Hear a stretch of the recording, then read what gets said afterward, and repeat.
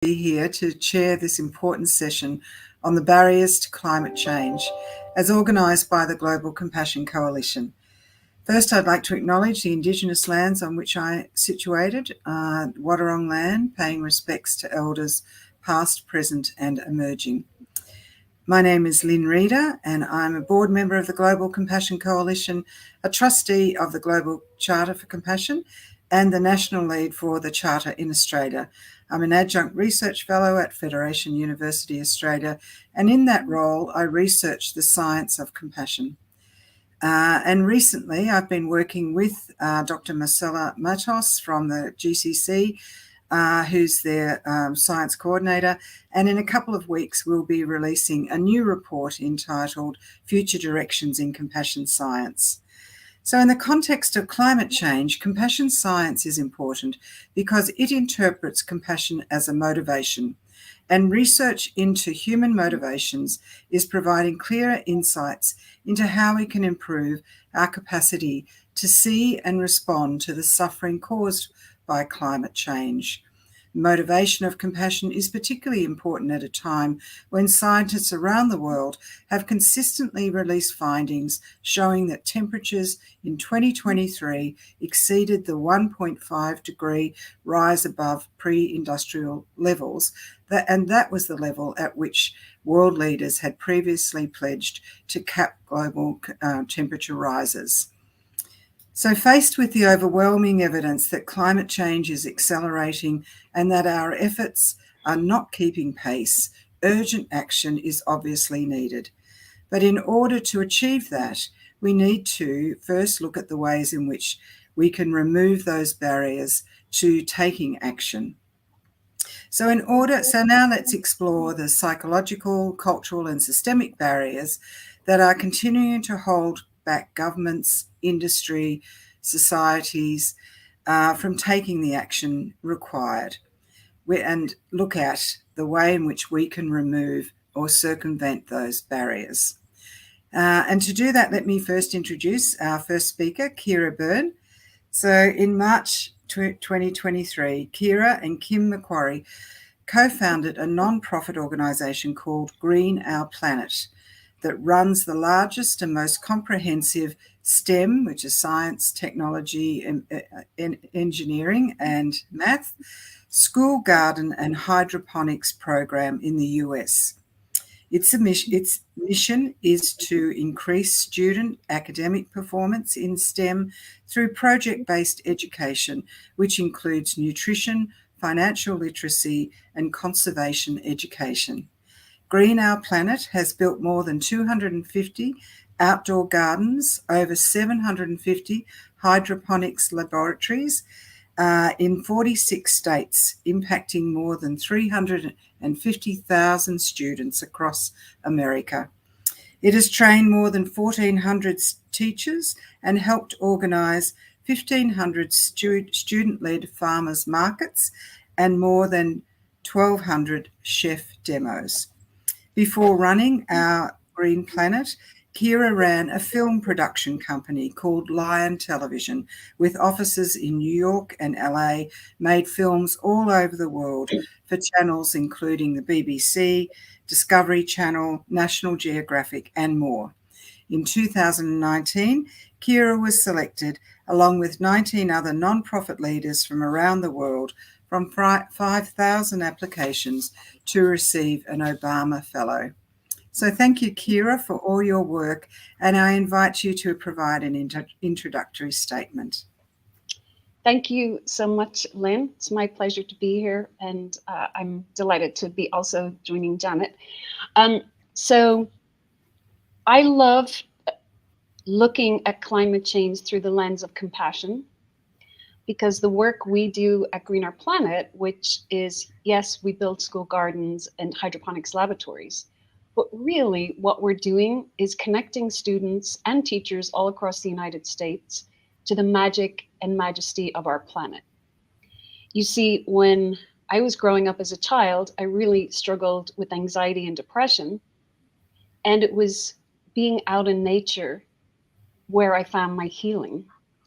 And every cell in my body knows that our connection to nature, humanity's connection to nature, it's an elemental part of who we are.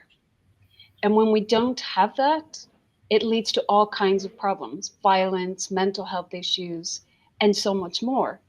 And so really the work we're doing, yes, we're, hopefully inspiring kids to be the next generation of scientists and conservationists and so on, but really getting to the real crux of what we do, it's trying to heal this connection between humans and the planet so that we have that compassion. So when our students grow up, if they've fallen in love with their garden, that when they grow up, they will want to protect the planet. And you are so right. Without that compassion and that connection, we cannot solve the very large challenges that we face today. So thank you. Thank you for your work that you're doing. Oh, thank you so much. Yes, thank you, Kira. And our second speaker is Dr. Janet Salisbury. So Janet had a background, started her career in medical research. In the early 1990s, she made a career change into science writing and communications and founded the science information company Biotex, which became an Australian leader in producing science content for government and other organisations. Throughout this work, she developed a strong interest in dialogue around contentious public policy issues, and for the past 17 years, she has extended this interest and explored the role of arts in public discourse with a Canberra women's group, a chorus of women. Janet is a member of the International Collaboration of Practitioners in the Art of Hosting Conversations That Matter, and was active in bringing this practice to Australia. In January 2020, we had terrible fires around Canberra, and they were called the Black Summer Fires. So with those bushfires still raging, Janet called the women in her networks to meetings to discuss ideas around amplifying women's voices for a collaborative national approach to climate action. This led to the formation of the Women's Climate Congress, which has since become a diverse network of women meeting with parliamentarians and community leaders to promote the Congress's vision for a collaborative, non-partisan action to secure the climate and create systems change for long-term human and planetary well-being. The WCC has hosted numerous online and in-person events, including through the Australian Congress of Women in September 2022. And through conversations with hundreds of women, has developed the WCC Charter for Change. So, Janet, I invite you to provide your opening statement. Well, thank you very much, Lynn, for that lovely and fulsome introduction.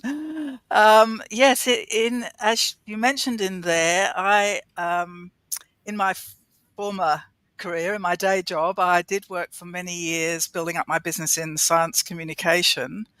And that was at a time when there was sort of a growing public mistrust in science, I guess, with the introduction of technologies like genetically modified organisms, embryonic stem cell research, and scientists were struggling to think about how they could get away from what was becoming quite polarized discourse in the community. So that was when I became really engaged in dialogue, there was a sort of a mantra going around in science communication at that time, which was from monologue to dialogue. And many people were talking about it, but it seemed difficult to know how to do it. But I did become quite interested in David Boehm's ideas around dialogue. And sort of in 2006, I also joined up with an artistic group in Canberra called A Chorus of Women, who were bringing an arts voice to issues of concern. And that made me realize just what it was like a missing piece of the jigsaw puzzle.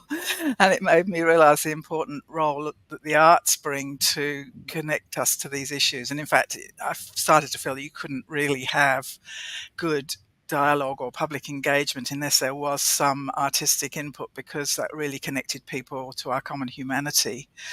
And along the way, Lynn's already mentioned that I got involved with the Art of Hosting Conversations That Matter. That was a way of learning processes to bring sort of conversations into public discourse, to bring together people with different perspectives. But I also learnt the story of the women in World War One who had come together against all the odds, actually, in April 1915 at an international congress of women. And they brought a beautiful humanitarian voice to the issues of not only ending World War One, but creating the conditions for ongoing sustainable peace. And the resolutions that they made at that time have resonated down the years into international law very gradually. So these pieces of the jigsaw puzzle sort of come together when I formed, in the Black Summer bushfires that Lynn mentioned in January 2020, when we were sitting here in my hometown of Canberra, surrounded by smoke, watching our app every day for where the fires were. I brought together women. There were two factors. First of all, I could see the importance of women's voices in these areas where women have sort of been not as able to be part of the decision-making process historically. And also the real importance of trying to create conditions for non-adversarial dialogue, so that instead of having, in Australia at that time, we'd had decades of what is referred to in politics as the climate wars, but that was a huge barrier to any sort of forward movement on climate action. And I just could see the huge significance of bringing these elements together, women's voices, the arts, and dialogue or non-adversarial, non-partisan engagement to try and promote more creative thinking around this incredible problem that humanity is facing, and wiser action. So Good. Fantastic. Thank you. Thank you very much, Janet. So let's now get into the barriers to climate change. I wonder, Kira, the first sort of action around this sense of urgency, that we just feel that people are just not taking it as seriously as it needs to be. And this is over, 15 years at least. So what are your thoughts about our sense of urgency and agency in tackling climate change? And what are the young people you work with saying about that? That's a great question. And I like that you've given me the perspective of the young people. So what's very interesting, and I hope heartening to everybody, is that there was a study done recently that looked at what students want to learn about in high school. Like, what are the key issues and the key things that they want to be learning about? And the number one thing was the environment. And it's because of that, partly, that our work has been expanding so fast, because a lot of teachers feel ill-equipped to teach about the environment and climate change and don't feel like they have the right background information. So I take that to be very heartening. I think a lot of young people are taking it very seriously. And I think when it comes to, why people feel like they don't have agency, I think when you look at climate change, it's such a big problem. And I think that people get very overwhelmed and don't understand, like, what can I do, right? And I think a lot of people do want to do something, but they just don't know what they personally can do. And one of the things we've done with our curriculum is it's all project based. So like starting in kindergarten and elementary school, we have students do audits of their school and trying to figure out how they can, make their school greener in some way, whether it's build a garden or insulate it in some way or change out the light bulbs or whatever it is, create a compost system. And so we give kids tangible ways to green their community. And I think bringing things back to the community level is really critical, because, when you're on one side of the world and you're concerned about, the islands in the South Pacific going underwater, you just feel very helpless. And we need to give people things they can do in their community. I think that's really, really critical. And I think that makes everybody feel better. Yeah. And so in terms of urgency, though, do you feel young people are really sort of now pushing more because it's going to affect them and their next generation much more than it has our generation or I my do. generation. Right? No, I do Yeah. definitely. That's what we see. I think what's concerning is the older generations are not paying attention. I think the young people are, you know, trying to get things done. And, you see like the Greta Thunbergs and really Mm, young people getting out and, the school strikes and all of that. And I find that very heartening, mm, especially here in the United States where we have more challenges, around climate change in that, it's kind of shocking that some people still don't even believe it's true, right? We have that hurdle to overcome. Um, we have challenges where certain things can't even be taught in certain school districts where teachers are actually scared to teach about certain things. And that's very shocking to me. But I do think the young people care. mm. And Janet, in terms of science communications more generally, what do you feel about science communications and the way that can help people's understanding, not only understanding of what's happening, but also inspire them to start acting?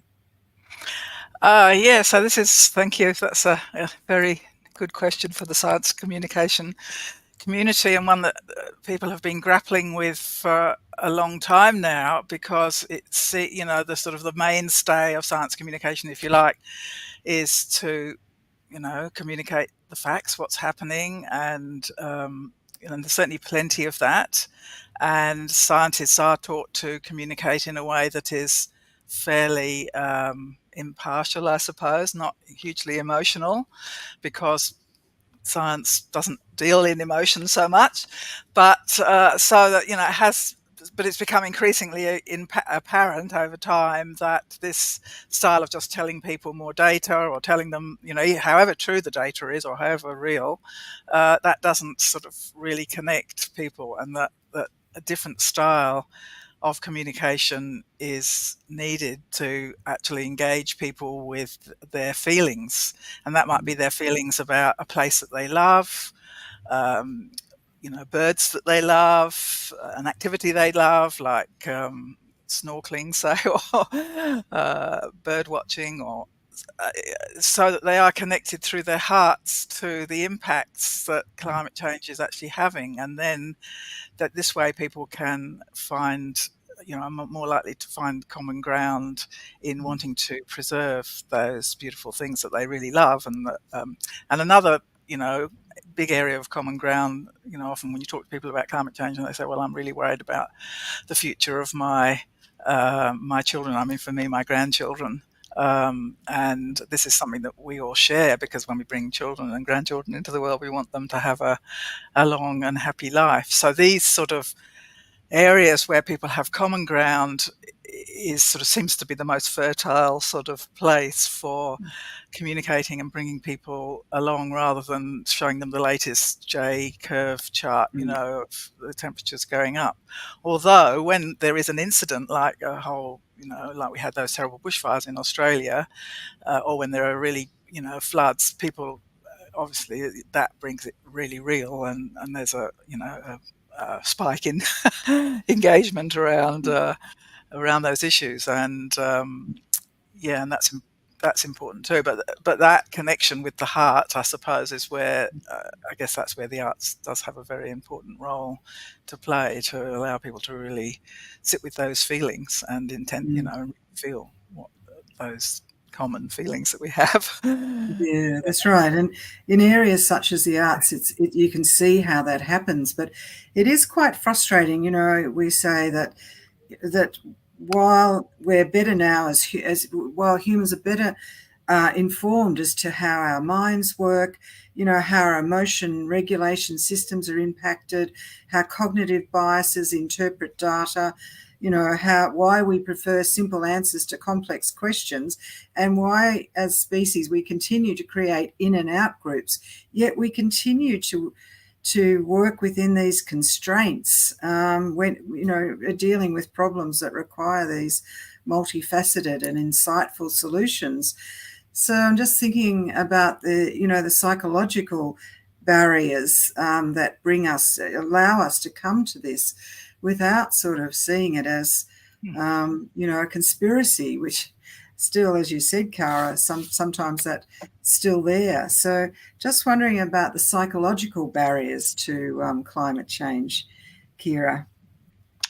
Yeah, that's a great question. I think what I've often wondered, and I don't mean to digress, and I'll get right back to your question, but I've often wondered because what I feel like Janet said about connecting through the heart, I feel like that is the key.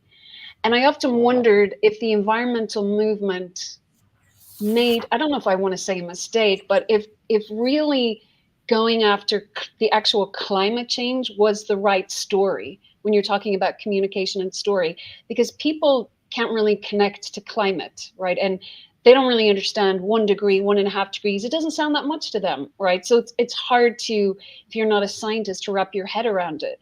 And I've often wondered about the other parallel story that's going on, which is equally devastating for the planet, which is the sixth extinction phase that we're in, and the fact that, you know, that by 2050, potentially half of all the species that were on the planet in 1900 will be extinct.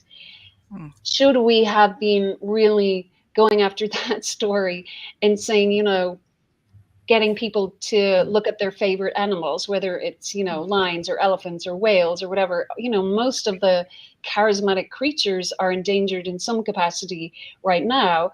And that is not, and people can connect to animals, I believe, better than they can connect to actual climate. So that's, and then getting back to the psychological barriers here in the United States, I think it's a lot easier to manipulate information and to tell untruths, which is what it is, let's face it, around, you know, complex science and data that is associated with climate change, as perhaps it might have been, you know, easier to stick to the truth around what's happening with the sixth extinction. I mean, I'm not sure, but I have thought about that a lot, that it's hard to connect to people's hearts, as Janet was pointing out, through climate, you know.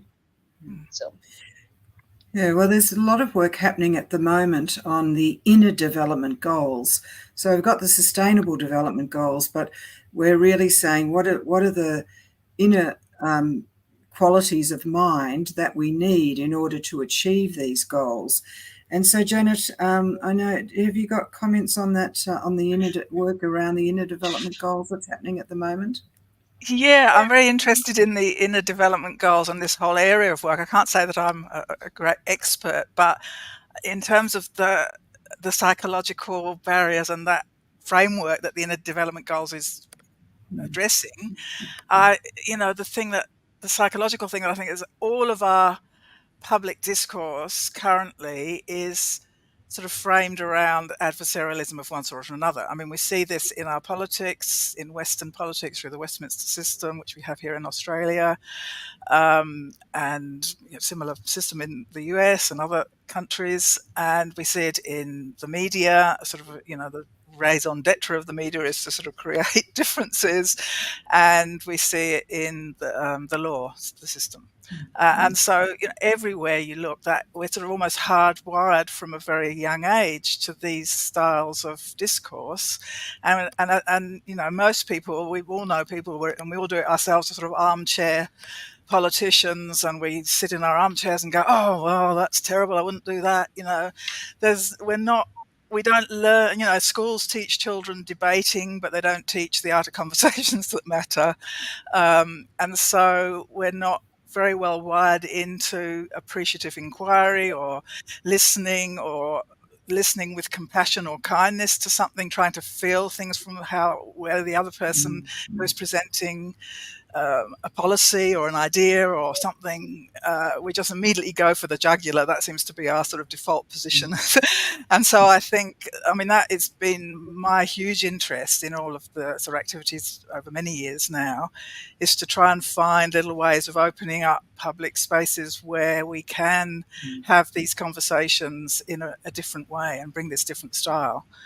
So maybe I'll leave it at that. Just for the moment. Yeah, no, well, that's right. Well, that sort of brings us to the next question, which is, you know, around the climate crisis is a crisis of relationship between ourselves to the earth, generations, future generations, etc. And even back in 2019, UNESCO issued a report called Change Mindsets, Not Climate, and where they stated that we need to change the way we think about developing a clear awareness of our responsibility towards our planet and its inhabitants. So, Kira, they seem to be saying, as I just said, that most of the climate crisis is a crisis of relationship. So, what has the work that you're doing in schools taught you about how we can mend that relationship? Yep, I'm 100% in agreement with that, and it's really that's what our work is all about. Like, how do we create this connection between the young people we serve and the planet that is in crisis right now? Because without that connection, they're not going to care about it. And the way I think about it is, people, they love their families and their friends because they know them and they have a relationship with them. But we've become so detached. Humanity has become detached from the planet. And how do we mend that? And we literally have to connect with it. And that's being out in the school garden and simply observing and, being surrounded by butterflies and bees and hummingbirds. And then, of course, there's all the science lessons that go along with it. So explaining to students, teaching them. So they're getting to know the planet and how it works and how magical it is. And it's always so wonderful in our work, we're working with the elementary school kids when they plant a seed, whether it's in their hydroponics laboratory or in the garden, and something, like a lettuce grows or a carrot or whatever. And they're so excited, like this life force that was in this tiny seed. And they're like, oh my God, like this is magic. It's connection to that. It's connection to life force, connection to the planet that is so critical to shift our mindsets from being on our phones and being totally disconnected from the planet and watching TV all the time and not realizing really how we are a part of it, right? We are not, we've got this very human centric way of operating in the world, but without the air and without the water and without the food and the plants, we don't survive. But there's a lack of awareness around that. So yes, actually going for a walk. And like when people say to me, what can I do? Go for a walk every day, take a look at the trees and the flowers and, connect to the planet. That's really, really important. And then that awareness will open your mind. I think that's really critical. Yeah, so that's right. So we can see how it happens at that sort of individual level of connection, which is so important. But Janet, then jumping to the other end of the spectrum, which is, politicians and parliamentarians. What is it about the way politics works that prevents them from taking action? Like, what pressures prevent those with the most power from acting? Yeah, so that's a very big question and a very important one too.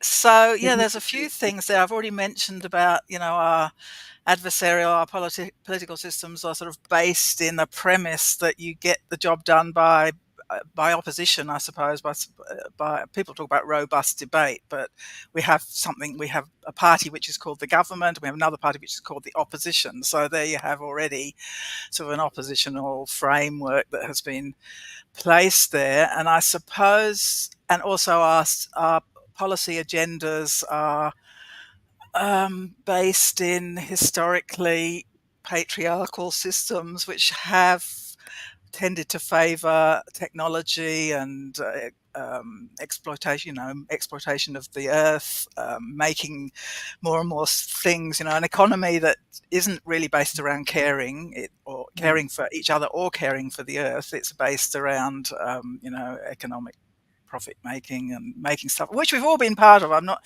we all need to sort of take responsibility for this, but we are in this place now, in this critical decade. We have this long history of a type of system which has favoured these extractionist sort of industries, and and our sort of enjoyment of the environment is a separate thing that we do at home, but it isn't something that is forefronted in politics. And so I suppose we looked around and thought, well, who are the people that have been missing from the table, who do by nature or by their culture and by their nature bring these other qualities. And so that's why we think it is so important for there to be women's voices and for us to support women that are there, not only to just be there in numbers, but also to, because there's such a lot of discussion about, oh, we've got equal numbers of women, so that it's not just about the numbers, because the history is so long of the systems that we have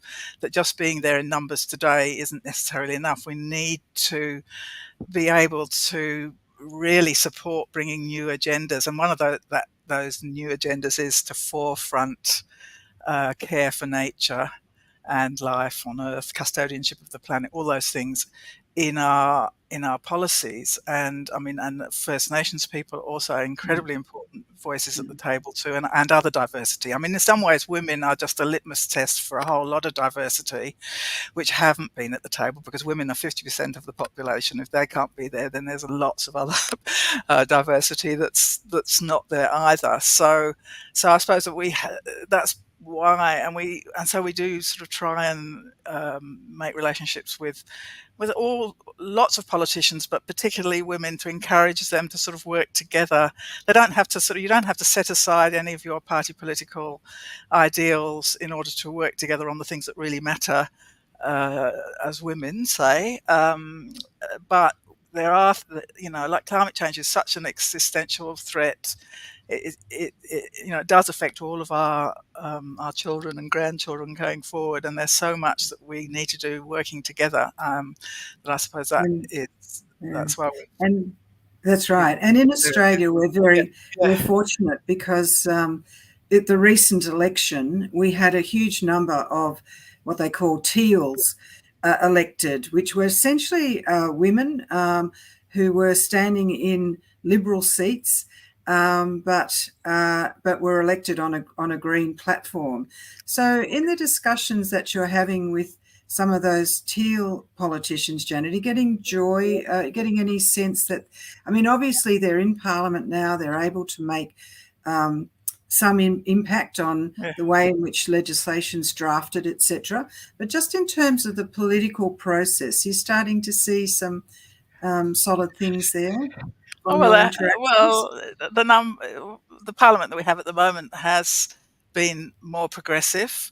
I mean, I also have a really marvellous local member who's a Labour person, and so the significantly important thing for us is not so much the party or even that the person's an independent or not, is their sort of representation of the community and their ability to bring this whole heart space to this issue of climate change. So we do find that because when we approach, members of Parliament, we go in with a very open mind and a very respectful sort of type of discourse, that we have built trust, so that many of them do meet with us and talk about our charter, which maybe I'll get to say a bit more about it in a minute, and are thoughtful around these issues of trying to bring nurture of life and custodianship of the planet into more into the forefronts of policy. But it's a big uphill battle. I mean, in Australia we do have quite a balanced parliament in terms of numbers of men and women, but there's still, as I say, other obstacles. But international, and climate change is a global issue, and if you step up and look at something like COP, the last meeting at Dubai, there were still, in the final negotiations, there were 133 men, state leaders, and only 13 women. And in the lower down in the negotiating teams, there were about 38% women. And there was, and there were probably no First Nations people in that very high echelon, and certainly nowhere near enough in the other levels, or young people. So, this is climate change is a global issue, and we need to really keep at talking about the need to have sort Yeah, of for sure. diversity, at the Yeah, decision-making within table. politics. Yeah, yeah, Yeah, yeah. yes, yeah, that's right. Yeah. So, yeah, there's a lot of work actually happening now in bringing, that deep sense of interdependence that you've both spoke about into climate change. So, to shift it away from a simple focus on energy policy. And one of Australia's leading climatologists, Professor Graham Pearman, recently said, "It is us as humans who have preferenced the value of wealth generation over and above the caring values that we might have for each other, our Earth, and fellow species."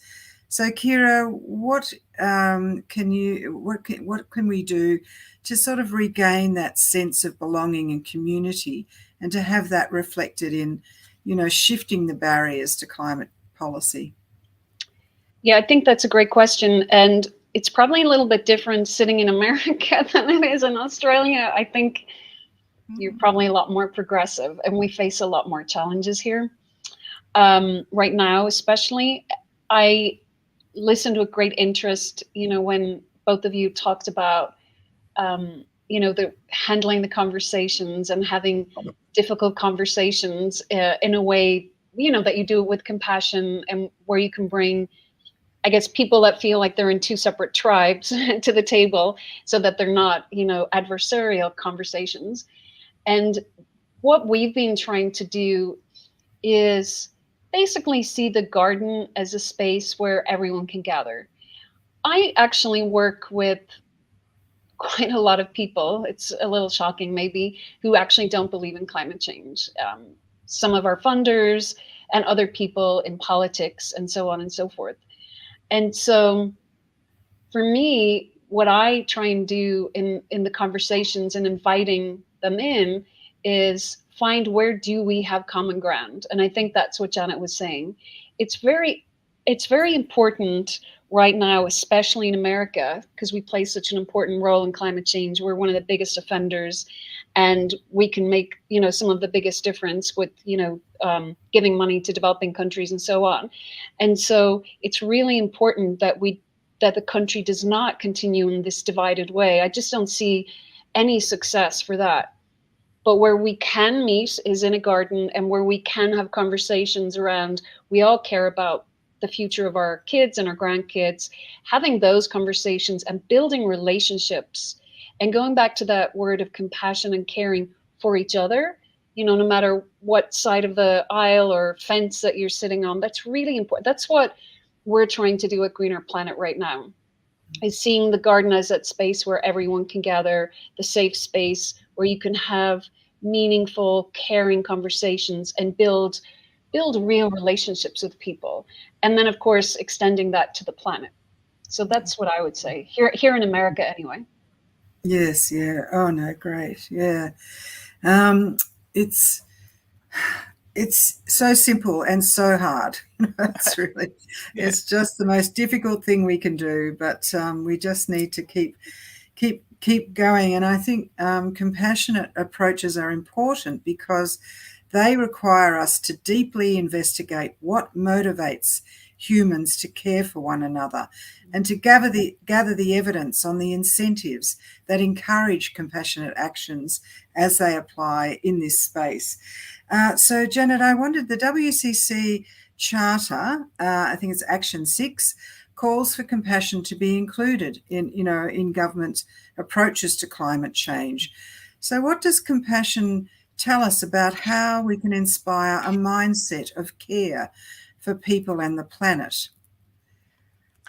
Yeah, well, it is a multi-layered thing, and just a word about our charter, which I've got a copy of it here, and it's a document that has been created out of conversations with hundreds, if not thousands, of women around Australia over a number of years, and it has 11 themed actions for change, 3 of which are very urgent things that we think need to happen to secure the climate, and the other 8 are what we we say they're actions for human and planetary well-being, which always seem to be part of the conversations when you sit people to talk about climate change. All these other things come up, and one of them, action 6, as Lynn has said, elevate compassion and kindness in government. And just to read the rest of that statement, says, we propose that qualities of the heart such as compassion, love, kindness, empathy, forgiveness are at the basis of true strength and decision making.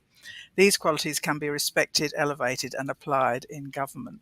And so I guess we're thinking that these qualities have always, I suppose people now actually refer to soft power sometimes, have been seen to be lesser qualities, if you like, compared to, you've got to be really strong, you've got to be tough, you've got to get on, and all of these things. And what we're saying is we need to bring these qualities back into the day-to-day body politic, I suppose, and so it is something that, again, women are more comfortable doing and more able to get the ball rolling, at least. And I'm not saying that there are not many men out there who would join in have that same aim as well, but we can start the discussions around this. And so we do have, when we have these conversations with members of parliament that we talk to and other decision makers, and one of the great things about the charter as a document with all of the actions that are in there, and this is just one of them, it does form a framework. So one of the really good things that you can do to sort of support our decision makers is not to sort of always protest when they do the wrong thing, but to try and build them up when they do something that seems to comply with the sort of framework that we'd like them to be working within. So we can sort of, if something happens in the parliament, or a decision or a policy is made that does show compassion, such as supporting a ceasefire in the Gaza, for instance, or some other actions, we can sort of write to our local members or the MPs that we're in contact with and say that was great, that supported Action 6 in our charter because you show compassion, and we think that's really important. And we're very heartened to see that there is an organisation in the UK called Compassion in Politics, and that has many members across different parties in the UK Parliament, and we'd love to have something similar happening here in Australia.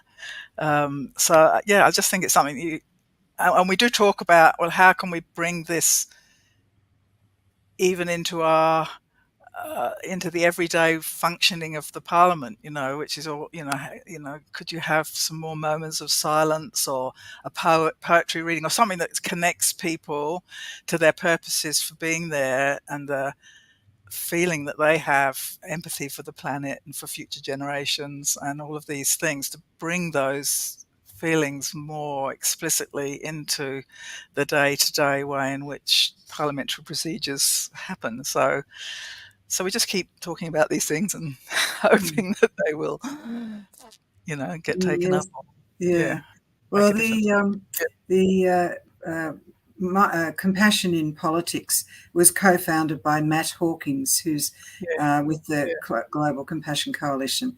There I feel like there's a lot of these connections that are starting to happen, and getting that connection is really important. Kira, I was just wondering, with business, you had your own film company. The other sort of element or group that we need to engage with is business. What have you been doing in sort of supporting or connecting with businesses on climate change? Yeah, that's a great question. So over the past few years, I feel like a lot of businesses have actually moved away from wanting to be perceived. There was a phase for a while where they wanted to be seen as sustainable and green.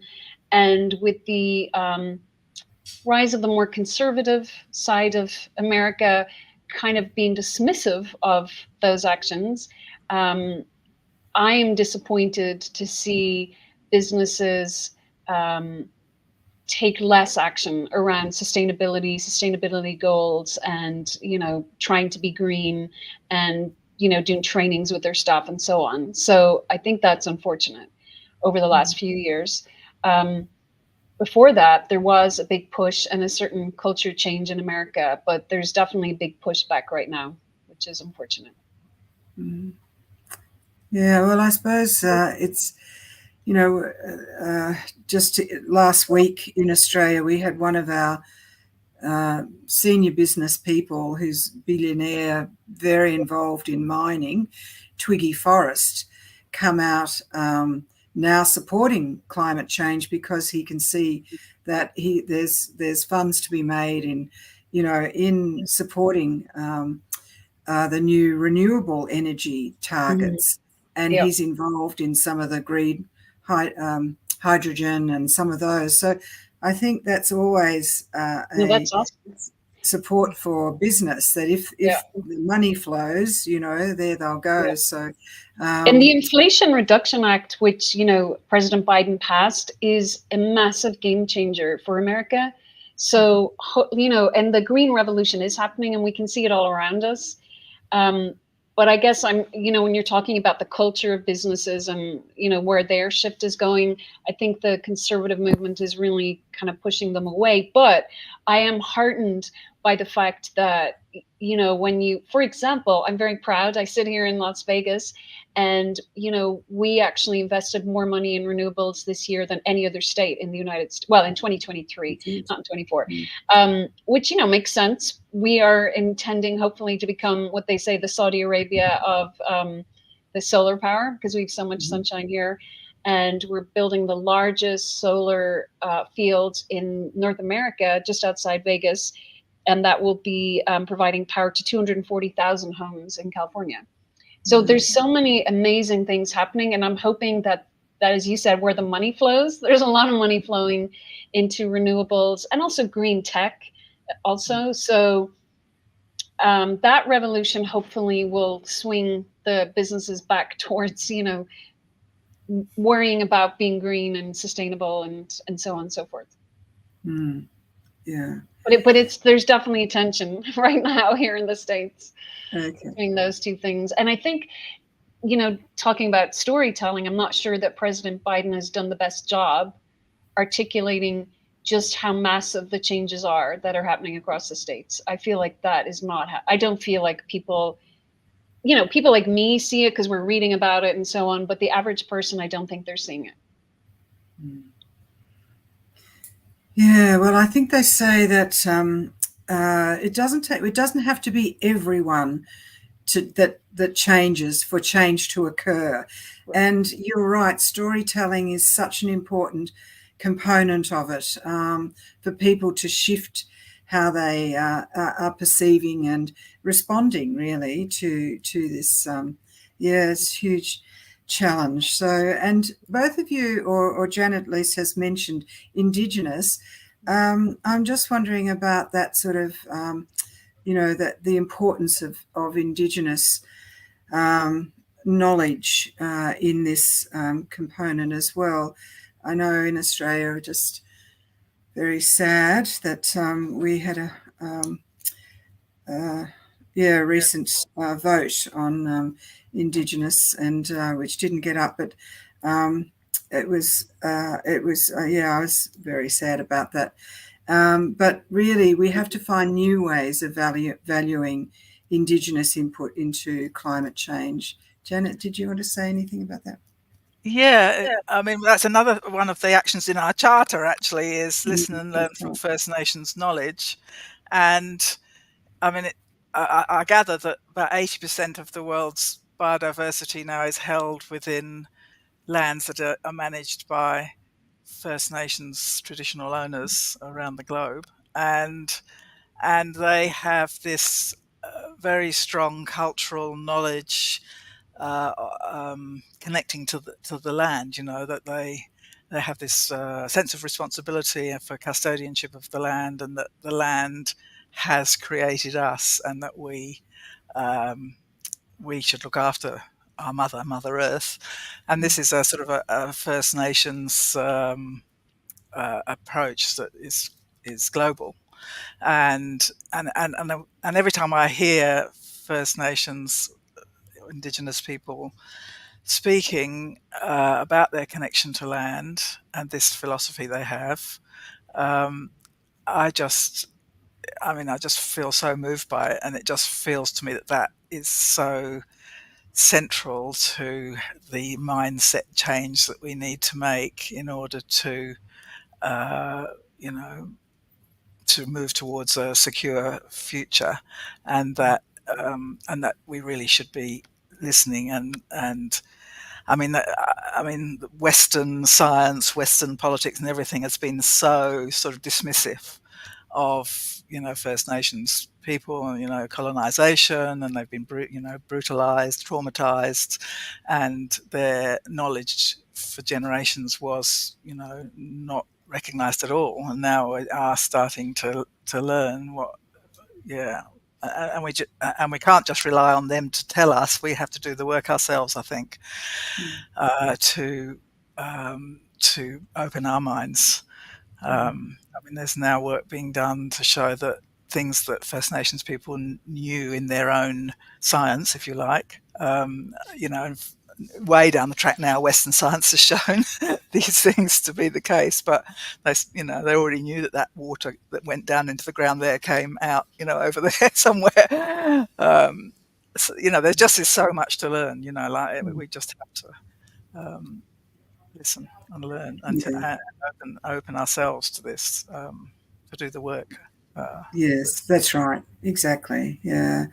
And that notion of Mother Earth that comes from Indigenous traditions, but also contemplative traditions. So I'm just wondering, Kira, how that movement for compassion could undo some of the barriers to action at an individual and community level. I'm not sure I quite understand the question. Okay, so I suppose we're just sort of, again, just circling back to where we started, really, saying that, coming to climate change from perspective of compassion and understanding the need to connect to Earth as that wonderful notion of Mother Earth, and as you do with the school students, in really getting them to connect, as you were saying, to growth, watching it in progress, seeing the birds and animals and connecting to them in that just very personal way. So how can that sort of support, us getting closer, to I understand demanding that our politicians take on? Yeah, no, that's a good question. So I would go back to what Janet said earlier. And Janet talked about needing to connect with our hearts. And I think even politicians, I work with many of them myself. And I think that, one of the things we were trying to get a bill passed to support school garden programming here in Nevada. And we went to the state legislature and we had a farmer's market right outside it. And we had, I don't know, there were 60 or 70 students there. It was a small market with the produce from their gardens, and they'd made crafts and so on and so forth. But this connection between the students and the politicians, and the students learning and the students being excited about their gardens, for me, that was a real moment of what you're talking about, right? The politicians were moved, like they felt in their hearts, like they were touched by these students who had, been brought in by buses and brought their vegetables and were so excited to be able to run their own business, that really touched them. And we ended up getting, $3 million for school gardens. And I think it's because of that connection. I think, as Janet was saying, talking about data and graphs and all that, I think that compassion, connecting to people's heart, and real authentic human connections and authentic connections with the planet. And I love that you referred to First Nations people, Native Americans in America also hold the wisdom for how we should be treating the planet and how we should connect to the planet. And they have many traditions where they wake up in the morning and they say hello to the planet and thank it and give gratitude. And I think all of those things, developing a relationship, we've forgotten how to do that. Thank you. Thanks so much. Yeah, thanks. So are there any last comments or words or things that we haven't discussed that you think should have been brought forward in this conversation?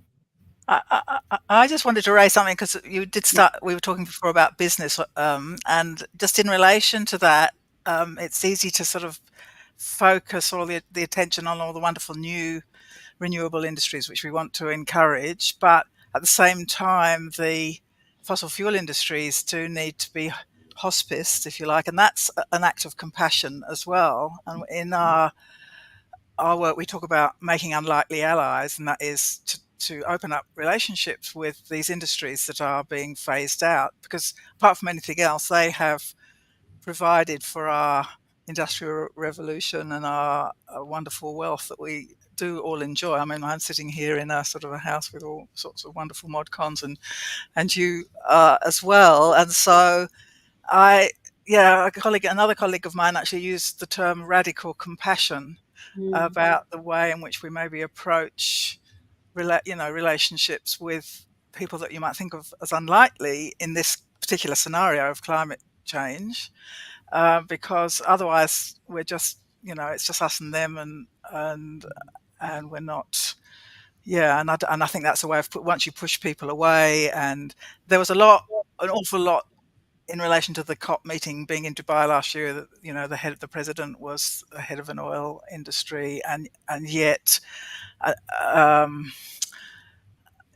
was a certain thing that he was trying to generate change, and he did actually manage to get sort of a significant bit of significant movement, not as much as we would like in relation to the consensus statement that came through at the end.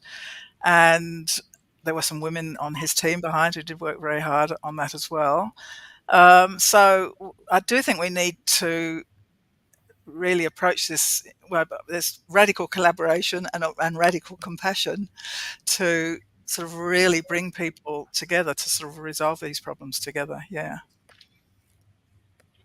Wonderful. Kira, did you have any last word? Well, I would love to end with a quote from a Native American scientist from Minnesota. I'm not sure if you know her, Robin Wall Kimmerer. She wrote Braiding Sweetgrass, such a beautiful book. And she said, a garden is a nursery for nurturing connection, the soil for cultivation of practical reverence.